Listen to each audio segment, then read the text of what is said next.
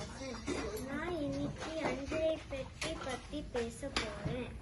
அஞ்சரை பெட்டி தமிழகத்தில் சமையலறையில் இருக்கும் ஒரு பெட்டி. 5 அறைகள் இருப்பதால் இது அஞ்சரை பெட்டி என்ற பெயர் காரணம் பெற்றது.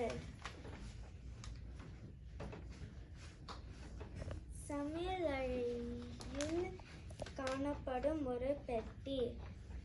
சமைக்கும் போது தேவையான கடுகு, சீரகம், மிளகு, வெந்தயம், மஞ்சள் இருக்கும். இதில் உள்ள ஒவ்வொரு பொருளும் மருத்துவ குணம் வாய்ந்தது. இது தமிழர்களின் அறிவை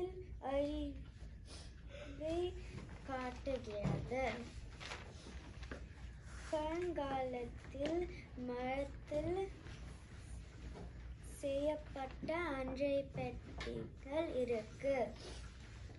இன்று எவர் சில்வர், அலுமினியம், பித்தளை அஞ்சரை பெட்டிகள் இருக்கு. சில பழங்கால அஞ்சரை பெட்டிகள் குடும்ப கலைப்பொருட்களாக இருக்கும். ஒரு தலைமுறையிலிருந்து அடுத்த தலைமுறைக்கு வரும். நன்றி, வணக்கம். ஸோ அஞ்சரை பெட்டி அப்பா அம்மாலாம் நம்ம அப்பாவும் சமைப்பாங்கன்னு நினைக்கிறேன், தெரில.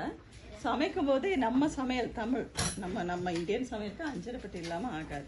பார்த்துருக்கீங்களா யாராவது இங்கே பயன்படுத்துறது? பெட்டியாக வச்சுருக்காங்களா இல்லை எல்லாரும் வந்து அந்த வீட்டில் இருக்க பயன்படுத்துகிறாங்களா? ஓகே. எதுக்காக? தாளிக்கிறது மெயினாக, தாளிச்சு கொட்டுறதுக்கு, அதுக்கு தான் நம்ம பயன்படுத்துவோம், ரைட்?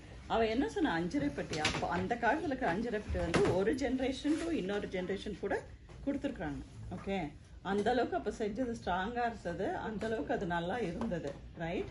நீங்கள் இந்த வாட்டி இந்தியா போகும்போது பாருங்கள், அவங்க தாத்தா பாட்டி அஞ்சரை பெட்டி வச்சுருக்காங்களா, அது வந்து அவங்க வாங்கினதா இல்லை அவங்க அப்பா அம்மா அவங்களுக்கு கொடுத்தாங்களா அப்படின்னு பாருங்கள்.